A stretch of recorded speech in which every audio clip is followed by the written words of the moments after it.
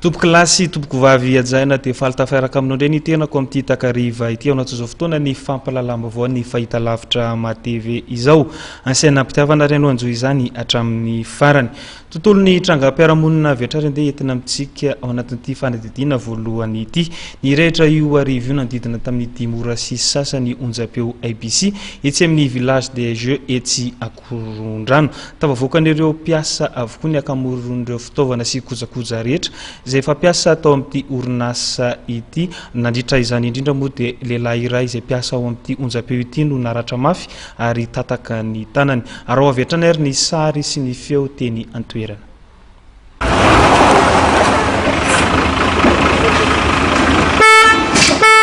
Mijoalajoala ny afo ny rehetra ny magasin maromaro tetsy amin'ny village des jeux Akorondrano izay misy ny televiziona Rahavavy ABC tokony ho tamin'ny 10 ora sasany hariva teo no nanomboka ny afo tamin'ny magasin iray raha ny filazandreo nanatrimaso ary nitatra be avy eo manazava ny nanatrimaso iray tokotokony tamin'ny 5 sasany tamin'ny 9 latsaka teo nisy zavatra mipoaka be tao ambany atao amin'ny magasin de stockage tao amin'ny orinasa Sikma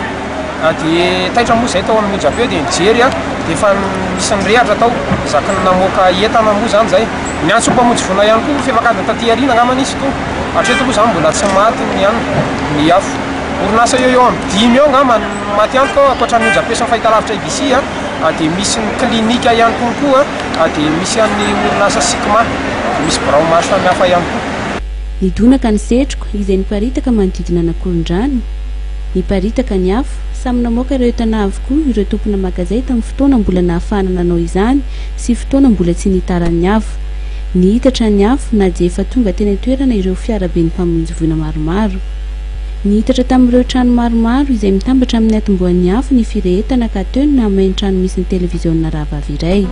marobe ireo olona tonga nanamatry maso ity firehetana ity ary tena toerana ihany koa ny mpitandro ny filaminana